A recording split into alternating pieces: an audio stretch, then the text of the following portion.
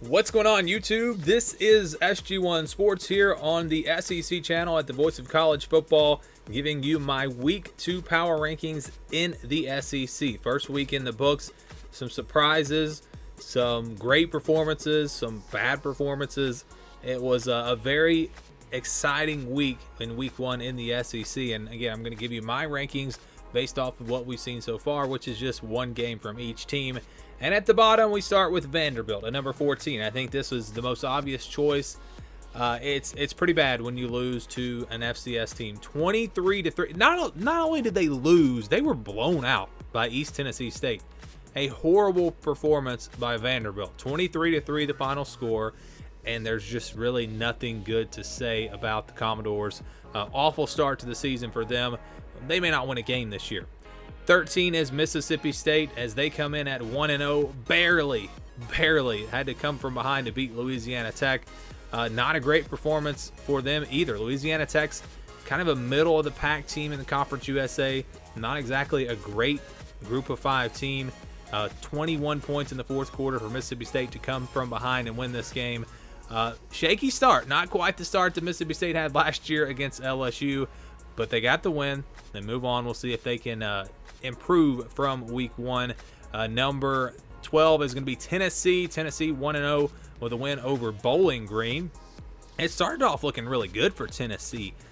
They were up 14-0 really quickly, but it's almost like, you have those plays that you script and you practice. It's like they look great in those first couple of drives, and then the offense really stalled. They didn't score at all in the second quarter.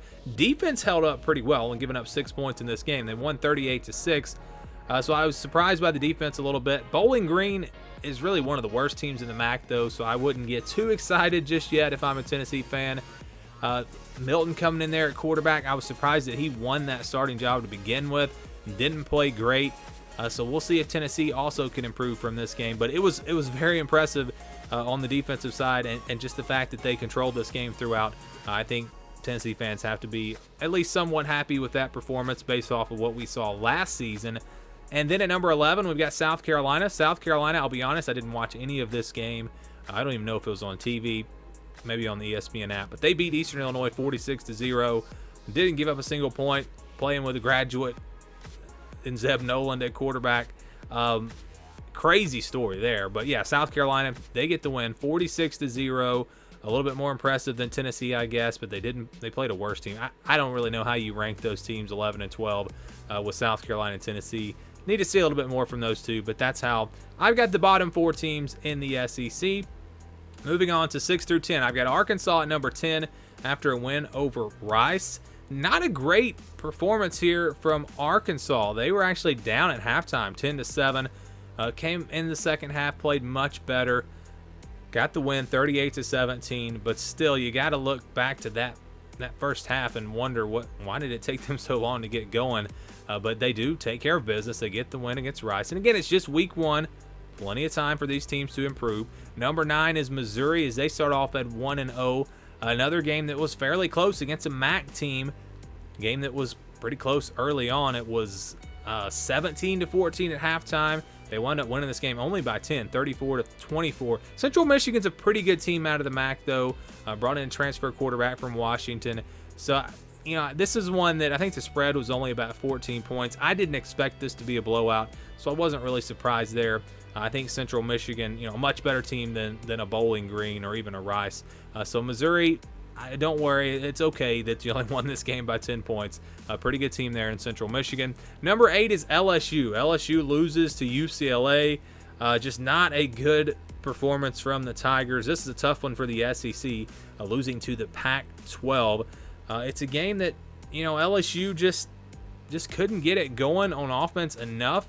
They scored 27 points in this game, but it was really the defense that let them down. Big plays on the ground. Zach Charbonnet over 100 yards rushing. There were some bright spots from LSU, but then there were also some bad spots, some things that kind of crept up from what we saw last season. And if they don't get better on defense, I don't know. LSU might struggle this season. I've got them at number 8. Number 7 for me is Kentucky. A little bit of a slow start against ULM, but then they got it going. And What do you know? Kentucky now throwing the football. It's a different offense. It's a different era here for Kentucky. Will Levis threw for 367 yards in this game, 4 touchdowns. Once they got going, the offense was rolling. Defense held ULM to just 10 points. Great performance from Kentucky. This Kentucky team looks like they could challenge for that number 2 spot in the SEC East. Who knows? Maybe even more than that. If they can get this balance, keep this balance going on offense with a solid defense, Kentucky's a very dangerous team. Watch out for them. At number 6, we've got Auburn. Auburn impressive against Akron. Now, Akron is one of the worst teams in the MAC, so I'm not going to get too excited about this win. But I would argue that Akron is going to be better than ULM this year. So I think their win was a little bit better than Kentucky's. It's pretty close. Tank Bigsby looked great in this game. Bo Nix only had 2 incompletions. This was just a great performance to get the season started here for Auburn. And it's not like they won this game 60-10. And it's not like they put up a bunch of points in the second half. I mean, this game was over at halftime. It was already a blowout. The score is, I think, 37-0. So nice performance from Auburn as they come in at number 6. We go to the top 5 now. At number 5, Ole Miss. Ole Miss with an impressive win last night against Louisville. 43-24 the final score. They were shutting them out at halftime. It was 26-0 in a game that had, I think, the most targeting penalties I've ever seen. Again, this is one of those games that if you're an Ole Miss fan, you think, wow, look at our defense. We shut them out for a half. We're going to have a great defense. I would slow down on that just a little bit because Louisville's a team that I really was not high on coming into this year, and they did get a little bit going in the second half. So, yeah, Ole Miss's defense looks improved, and I think the offense is going to be really good once again. I think if they had wanted to, they probably could have scored more points in this game. So, yeah, Ole Miss looks great. If that defense can improve a little bit more and keep getting better, then Ole Miss all of a sudden becomes a team that could challenge for number 2 in the SEC West. Number 4, we got Florida. Florida with a very solid win over FAU. Defense played really solid for them. Ran the ball well. Just a very nice performance there to start off the season for the Gators. Of course, big test coming up in a couple of weeks with Alabama. Then we'll really find out about Florida. But I liked what I saw here from the Gators in the opener. Number 3 is Texas A&M. Liked what I saw from them as well, especially on the defensive side. Kent State's a good offense, and they really put the clamps down on them. Only gave up 3 points until the fourth quarter. The offense put up 41 points, and they could have scored more if they didn't have all those turnovers. Haynes King was very solid besides the turnovers. They ran the football effectively. Defense, again, very solid. What we expected from Texas A&M. They look like they will once again be a top 10 team in the country. Number 3 in the power rankings here. Number 2 for me is Georgia, all because of the defense. The defense was lights out. I don't know if they could have played a better game defensively, holding Clemson to just 3 points. On the offensive side of the ball, you have to wonder, was it play calling? Were they just being conservative? Was it because they had guys out? Is Clemson's defense just that good? These are questions that we'll find out the answers to over the next few weeks. If their offense is bad, I mean, if that's what we saw as an indication of what their offense is going to look like this year, Georgia's not going to beat Alabama. They're not even going to be competitive in that game. But it's early against a really good defense with players out. Let's hold off before we start saying that Georgia's going to have a bad offense. I think they'll be okay. Clemson also is going to have a really good defense this year, and they do have a really good defense, and I think they proved that. But number 1 for me, it's Alabama. It's not even close. This team looks like the team to beat once again in the SEC. They've got it on both sides of the ball. Bryce Young comes in.